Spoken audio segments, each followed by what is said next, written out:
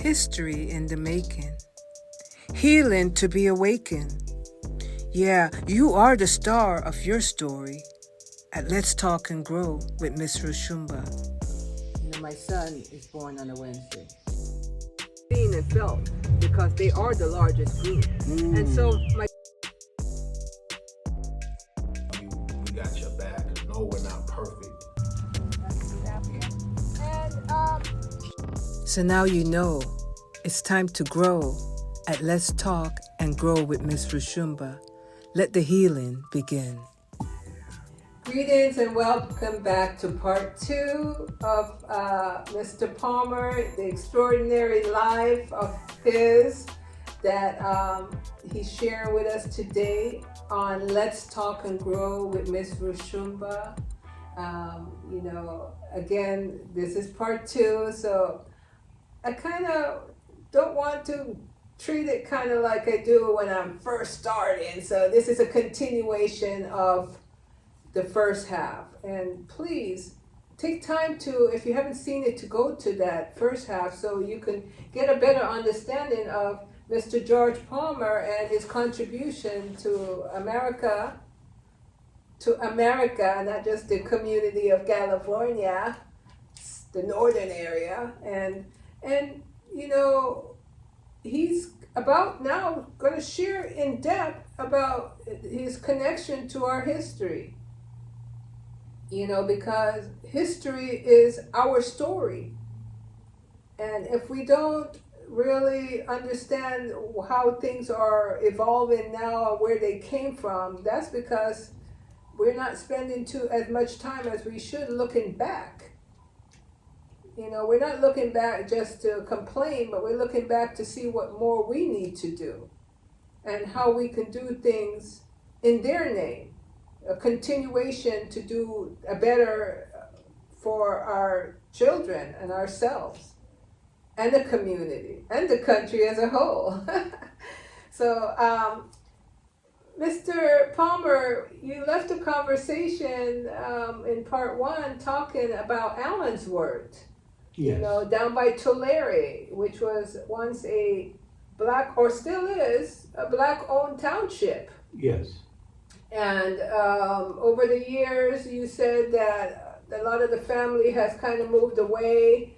It's now occupied more from the Latino community, but it still has a reservation, a reserve that's been put there that's connected to the park's recreation.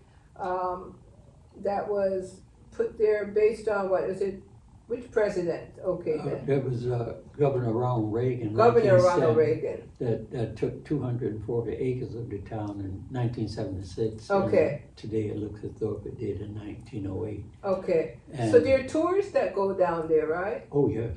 So tell us a little bit about the tour and what they will find when they go there. Well, when they arrive, they have a visitor center. And then there's always a docent there to take them around to tell them about the town, how it came to be, and also the leaders. As I indicated earlier, Allensworth was born in Kentucky, 1842, and he was the last of, I think, 5 kids from Eli and Phyllis Allensworth.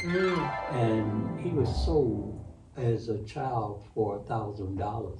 Then when the Civil War broke out, he escaped behind enemy lines. As you know, Kentucky didn't fight during the Civil War, even though it was a slave state. Mm-hmm. And afterwards, he went on to get his education, and he graduated from college, but in 1886, he was appointed chaplain of the all-black unit that was created by Congress on July the 29th, 1865. He was the infantry. That unit that was created by Congress, he went on to become the chaplain. The chaplain. For the Buffalo Soldiers. Ooh. Buffalo Soldiers got their name from Native Americans in 1869. You see how he connected to the Buffalo Soldiers? And that was here in California? No, that was in, let's see. He didn't arrive here until after he was departed. This is back in someplace in, let me see, I'm trying to think, when he joined the Army in 1886 as a guide, I think he was still in the South, but I can't remember what state he was in at Right. the time. Okay. But, as you know, the government sent those black units west, and that's where they ended up out here. You understand Because- that? Okay, that was not the Great Migration, but it was the government saying, go west to do Yes. what? To fight Native Americans. To fight the Native Americans. Yeah, he ended up doing, in the incident in Cuba, he ended up down there for a while, and then he was brought back to the country. And he was the chaplains of the 24th and the 25th Infantry. Of the black unit, it was created as 6 at first, 4 infantry and 2 cavalry. Mhm. The cavalry was the 9th and 10th. That was African American. And they reorganized it in 1869 for the infantry to the 24th and the 25th. And so infantry is what? Foot soldiers. Foot soldiers. I'm Yeah. glad I asked that because I just think of military and for some reason maybe horses, but these were actual foot soldiers. Yes, and the 9th and 10th was cavalry, horse soldiers. Okay, so For the the cavalry African was the horses, the infantry was the foot soldiers Yes. that would invade, come in and fight with what? Guns? Mm-hmm. And that's why. On the behalf of the country against the Native Americans that were occupying the West, and they were still trying to. Was California part of the Union by then? Yes, California became in 1851, 31st state, 1850, 31st state. Okay, so all right, but they were still having issues with the Native Americans still occupying their land here. Mm-hmm. Okay. And so Allensworth now became, well, he had migrated to the West for the purpose of being told to go out there and do your job as a chapel. In turn, he retired from the Presidio Army Base in San Francisco in 1906, okay, then founded Allensworth in 1908. 1908, he Yes. founded Allensworth Yes, but 4 other African Americans. with 4 other, so there's history there, a lot of wonderful Yeah. history. And so you stated to me that there are a lot of streets that are named after well-known great contributors to the country, black and white. Can you tell me about these streets that would be found around Allensworth? Allensworth, well, as you know, we all know who Frederick Douglass was. Yes. And he's considered the father of the civil rights movement in this country. And he, but also at Allensworth, one of the streets was named Young. And at the time, I didn't know who Young was. At first, I thought it was Whitney Young. Okay. But then after a while, they said, no, it's Charles Young. I said, who was he, Charles? Well, come to find out, Charles Young was born in Kentucky also in 1864. He was born enslaved, and his parents, when he was a child, 8 or 9, moved across the river in Ohio, and this is where he grew up. And he went on to become the 3rd African American to be appointed to the prestigious military academy, West Point, in 1884. Wow. And he graduated in 1889, and he spoke 6 languages. He was the last African American to graduate from West Point for 50 years, not till 1936, when the next African American entered that graduated. Whoa. And Young was Charles Young. Charles Young. He was a very bright man. And while he was stationed at the Presidio Army Base in San Francisco, and let's see, he and the Buffalo Soldiers was appointed chaplain the 1903. He was superintendent of that park. And Sequoia National Park. Okay. That's the second oldest national park in the country, becoming a park in September 25th, 1890. The Sequoia National Park. On the east of Fresno. It's Okay. in the Sierra. Okay. And that park houses 5 of the largest trees on this earth. During the summer of 1903, while he was superintendent of that park, he had them they built a road to Morrow Rock. Tomorrow Rock. Yeah, in that park. Morrow Rock, in the 1930s, the National Park Service cut 400 vertical steps into that rock, and you can hike to the top of it. Once you get to the top, you're at 6,725 feet above sea level. My wife and 2 of her girlfriends, we hiked it. And Wow. What Is that the Yosemite Park? No, that's Sequoia. Yosemite didn't become a park until 1 week later after Sequoia. Okay. Yosemite is the 3rd Okay. oldest national park in the country. You know, But- I wanted to kind of pause you there because I don't know if it's because I'm an immigrant, folks, why I haven't, adventure out into the powerful landmarks of the Americas, especially here in the West. And so you would intrigue me, Mr. Palmer, by sharing some of these places that I must see before I leave this world. Sequoias. Yes, and the scientists have put a sign during the summer of 1903 while he was superintendent of that park. He had them to put a fence around it because a lot of people was cutting down those trees in Sequoia National Park.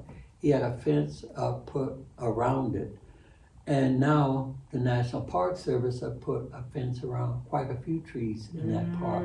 And they have a sign there on that indicating it is the largest living thing on this earth. Wow. So when It it's is- large, is it in height or width? It's more than 200 feet high. It's 36 feet in diameter, limbs 8 feet in diameter. Oh. And they indicated it's between 22 to 2,700 years old. That tree was there before Christ walked the earth. And the sign is there. He saved that tree during the summer of 1903. Who saved the tree? Colonel Charles Young. History in the making, folks. Colonel Charles Young. Research him. Let it be the beginning of understanding the contributions of African Americans You to can this find it society. easily on the internet. The Sacramento Bee newspaper and the Los Angeles Times published it. All you have to do is go to the internet, type in Black Officers Park Road honored 100 years later. That's by the Sacramento Bee. The second one is by the Los Angeles Times. Bow, B-O-W, bow to a man who made his mark. That refers to Colonel Charles Young. What he and the Buffalo Soldiers did in that park during the summer of 1903. And thanks to President Clinton, but mostly Senator Dianne Feinstein and President George W. Bush, there's a tree named for Colonel Charles Young in that park. There are 2 trees in that park named for African American. During the summer of 1903, Colonel Charles Young named one for Booker T. Washington. Whoa. And we found it. And in 2004, we get, thanks to me, my church, Senator Dianne Feinstein, and President George W. Bush, we got a tree named for Colonel Charles Young in that park, and it's there. So That's where you take your children on vacation. That's where you take them on tours. You must go out and see the legacy of the shoulders you stand on. Powerful. Yes, and last but not least, most people don't know who the state of California is named for. Okay, The state folks. of California is named for a black queen who never existed. It started when Cortez sailed into Baja California in 1533 looking for this terrestrial paradise occupied by all women. Queen Califia, Calafia. And it has direct links all the way to Istanbul, Turkey. During the summer of 2001, my wife visited Istanbul, Turkey to look at how this information connected. It is part true and part fiction. It's a Interesting. fascinating story as to how California got its name. After a black woman. Queen Califia, Calafia. It's a fascinating story. So, where would one go to get more details about that story? You can Mr. go to the Palmer? internet and type in that, it'll come up. Okay. But when my wife and I spent 30 days in Europe, we got back home just before 9/11. And it was called Istanbul. They have a mosque there, Sophia, I think that's the name of the mosque, that has a connection to this woman Yes. who sailed from Baja, California, all the way to Constantinople. It was Constantinople before it became Istanbul, Turkey. And that's where they were fighting. She went there to fight the infidels. And as you know, in 1453, the Muslims sacked the last of the Roman Empire. But one of the things about this is that the history there, and go and take a look at it, and this paradise is occupied by all women. They did not want to be controlled by men. But when she sailed from Constantinople, let's put it this, when she sailed from Baja to Constantinople, she met one of the king's men. And the story goes, the book was written by Garces de Montalvo in 1490, a Spanish novelist. Wow. And when it's alleged that she fell in love with one of the king's men. She had monsters called griffin. That's the head of an eagle and the body of a lion. And they were trained to kill all men. And it was alleged that they started killing the king's men. And the king told her, cage your monsters and leave. She pleaded with the king to stay a little longer, but she fell in love with one of the king's men. And the story goes, they sailed back to California. They don't tell you that ending of it because California is a romantic, mysterious land. Wow. The book was written by Garces de Montalvo. Garces, how are you spelling that? Gee, I have to. Okay. Garcia. I don't know how he's Montalvo. Montalvo, Montalvo. I think so. Yeah. But it was written in 1490. 1490. Yes. So this is something that occurred in around that period in time. Yes. How powerful is that? History in the making. It's a fascinating story. Wow. And so my wife and I wanted to see this mosque. And when the Muslim took over, they created the Blue Mosque. And it's open now. It took them 15 years to build. I believe it took 15 years to build. Located where? Istanbul, Turkey. Istanbul, Turkey. Not too far from where the mosque that was there when this alleged incident happened. Right. They have turned it into a museum. Wow. So we must travel the world, and we must go and see the connection to we. You know, especially those that live in California. You know, black women. The title of that book is The Excerpts of Queen Califia, Calafia. The excerpts Mm-hmm. The Excerpts of Queen Califia. of Queen Califia. So I always tell people, don't take my word for it. Go look it Go up. look it up. That's how history is. It's out there. You just go and look it up. Now, Coloma. Yes. Tell us about Coloma, which is now going north of Sacramento, correct? Yes, it's 57 miles northeast of Sacramento. 57 miles north. During the California Gold Rush,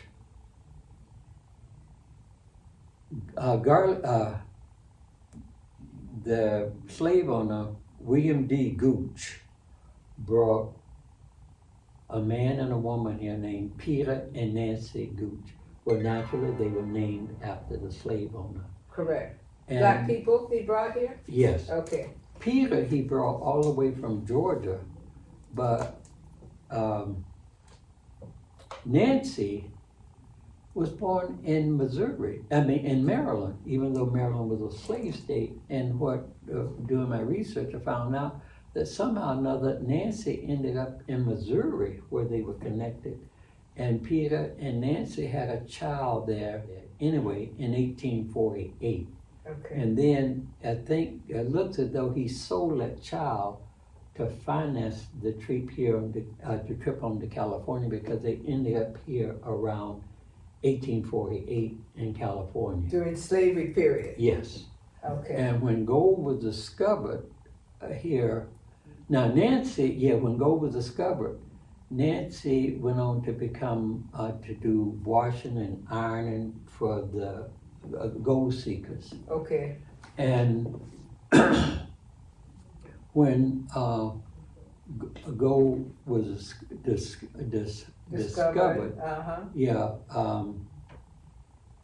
the slave owner then he bought the property there, and that property remained his until after California was admitted to the Union. But between when California was admitted to the Union, Nancy and Peter Gooch got their freer.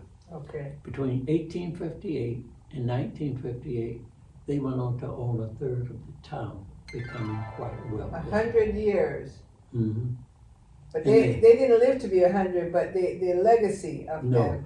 Nancy, Peter died in 1861. Now Nancy saved $700 according to the research and the white neighbors in Coloma, sent it back to Missouri and bought her child out of slavery. How much money she saved? $700. Wow, that's big money during that time. Yes. And the son and his wife, and at the time they had 3 kids. They arrived here around 1865 or 1868. Okay. And Pearlie Monroe, the oldest boy, after he went on to buy most of the property, Pearlie Monroe was he thought like a CEO of the white race. He was very good at buying property.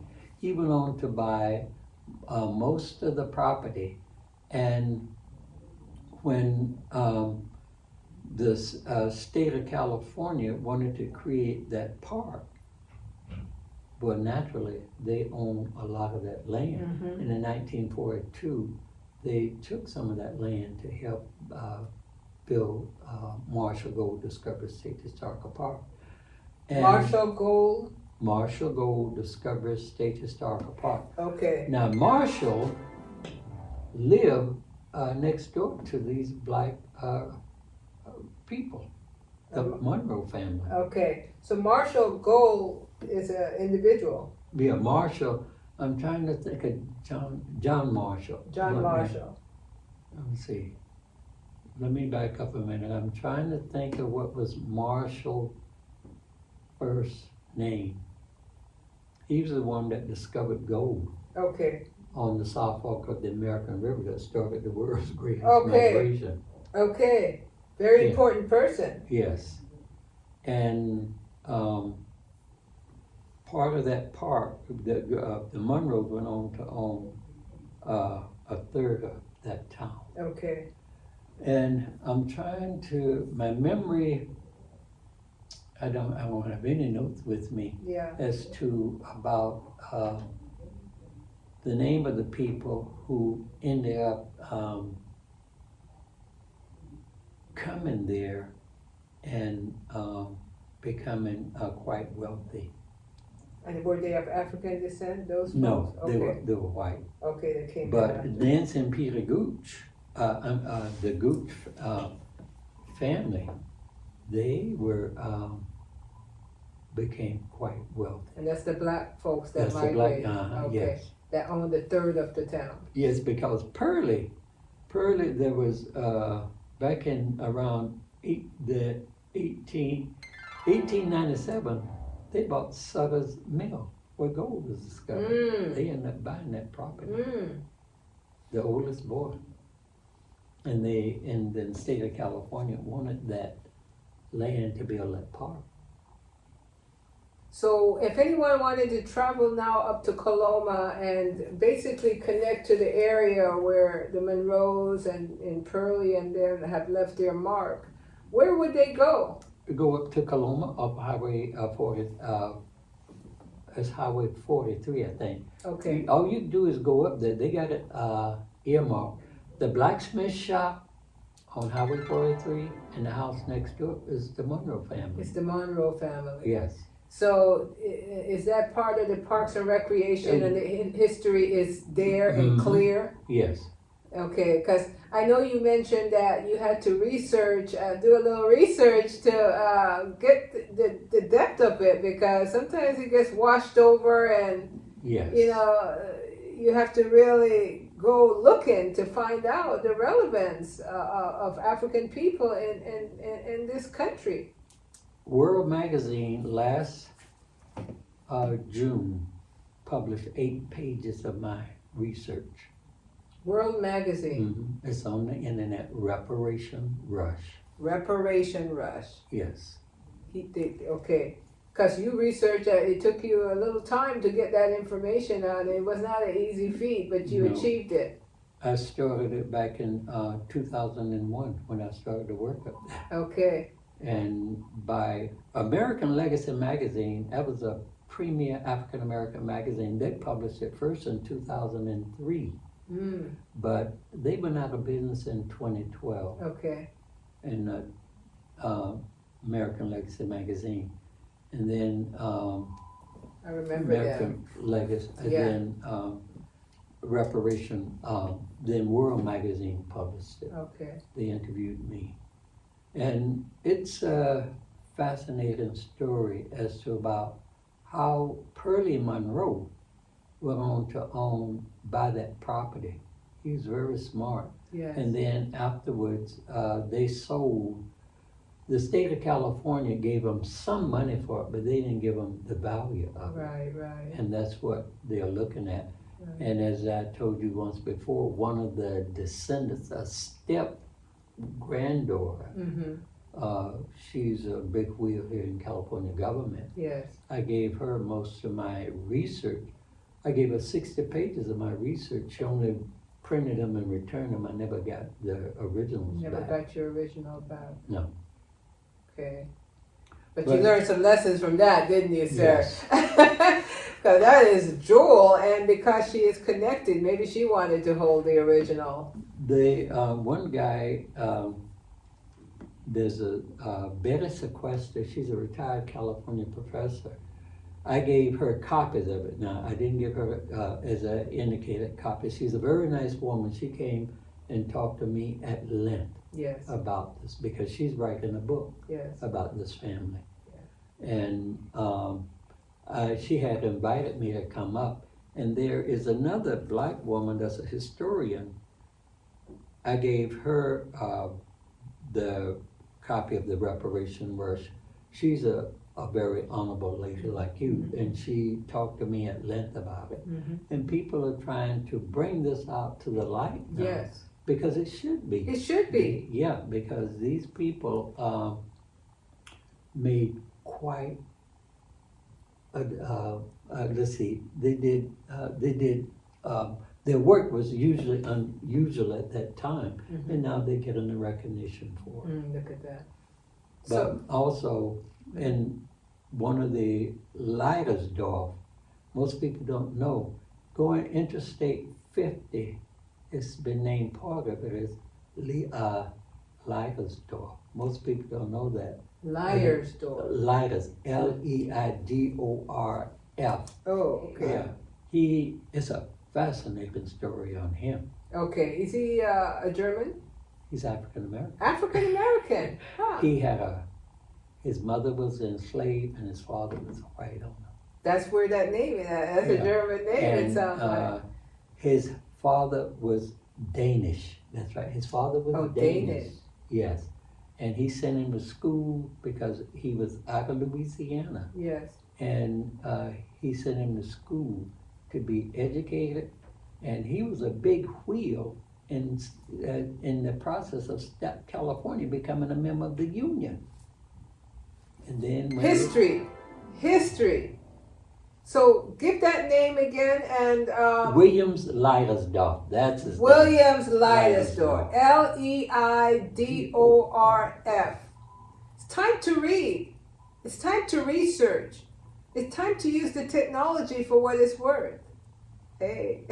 So that's another area that I hope we can eventually, at least on our own time, look deeper into.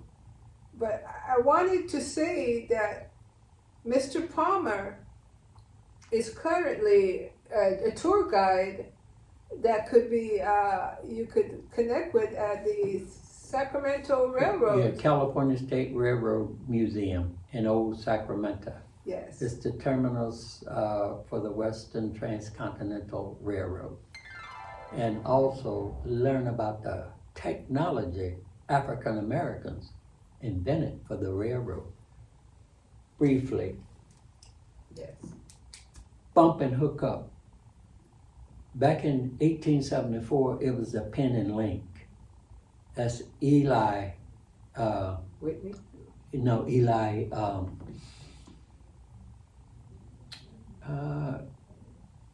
Jenny.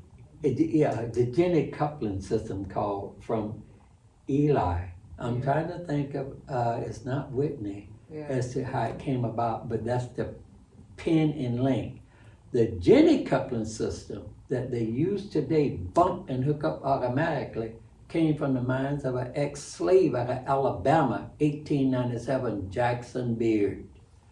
And his family is still drawing royalties from it today. Wow. And one of the things, have you ever heard of the real McCoy? Yeah. Came from an ex-slave, not ex-slave, his parents were slaves. They were born in Kentucky. They went to the Underground Railroad to Canada, where he was born and educated, and came back to America to be an engineer. But as you know, they weren't having no black engineers at that time. He was a fireman, and the trains have to always stop to be oiled and moved. He developed the system that allowed trains to be all in progress, moved. Yes. And it's called is it the real McCoy? The real McCoy. He came up with that. And last but not least, how many people know the subway, where that third rail came from for subways? I had a group of folks from the Bay Area, and it was a homeschooling group. And so I was asking the kids, I said, do you ride BART? I said, yeah. He said, where does BART get the power to move? He said, electric? I said, that's right, that third rail, all subways use. And I says, where did that third rail come from? And the kid says, oh, my daddy works for BART. He said, it came from General Electric. I said, that's true. Where did GE get it from? He thought about it, so I pulled out this sheet from General Electric. I say, it was invented and patented by African-American Granville T. Woods in 1899 and sold to General Electric in 1902. I said, if you don't believe me, here's the sheet from General Electric. They bought several patents from him. The overhead street line, that's another one of his patents. He holds 50 patents in electric. Granville T. Woods, they called him the Black Edison. He was a very bright man. And thank you so much. We're going to start winding down right there because, you know, I'm just so honored to have you here today to affirm the journey that we have been on and continue to be on, and to help those out there in society, the young ones that just don't believe in themselves no more because they really don't see themselves anywhere. And may I say something about Yes. technology? Technology, often ask the people, have you ever heard of Professor Mark Dean? Of the original 10 patents for the computer, he holds 3 of them. He's African American with a PhD degree in electrical engineering out of Stanford. Now, that's current news. Yes. Current news, not your history. I mean, he did it, but He works for IBM. IBM, and his name again? Dr. Mark Dean, D-E-A-N. Look at that. Electrical, PhD in electrical engineering out of Stanford. Stanford University. Woo! Well, you know, we have so much to be proud of because it's not been an easy journey, but through it all, we see these wonderful people that keep showing us that we still, we deserve to be here. And not only that, but we brought a lot to this society to make it the great country that it is. And so, daily, if we see our brothers and sisters thrown out, you know, we must remember that something has gone awry. And it may have to do with not knowing a lot of this story because, you know, our elder here spoke of during those times, it was challenging times, slavery was on their backs, you know, their value as a human was not good, respected, I should say, but yet they left legacies. Yes. And one of the things, refrigerations, when California was shipping produce, Roseville, California was the largest ice making plant in the country that had these 250-pound block of ice that they put in cars to keep produce cool headed to market. That all came to a stop in 1938. Refrigeration for cars and also for these big rigs. Yes. Thermocane came from the minds of an African American, Frederick M. Jones. He holds 60 patents in cooling, and the only African American who was a consultant to the United States Department of Defense on cooling, Frederick M. Jones. So let's not wait till February to talk about the greatness. Let's not wait. And we thank you, Mr. George Palmer, Elder. We thank and respect you for not only, you know, having lived a life that you have, but to highlight the importance of the contributions that hopefully will make someone somewhere out there sit up straight and get their lives back in line. Yes, and we often tell, when I get young kids in the museum, regardless of the color, but mainly African American, always remember one thing: you are the future of this country. Don't let nobody tell you you can't. It's always, yes, I can. With a good education, you can make a difference. Not only that, you should make a difference. It's your birthright under the 14th Amendment. And we will close with that. Another session at Let's Talk and Grow with Miss Roshumba, winding down and saying goodbye until we meet again with another great information to bring forward to you. Thank you so much. My pleasure. Thank you so much, Mr. Palmer. Thank you. So on that stroll that day in the parking lot, look, an extraordinary individual has now graced this show. And for you now, I know you know the rest of the story. Yes, as I always say, I owe my respect to smart women. Thank you. And we'll leave it there. Have a wonderful time enjoying this and share it.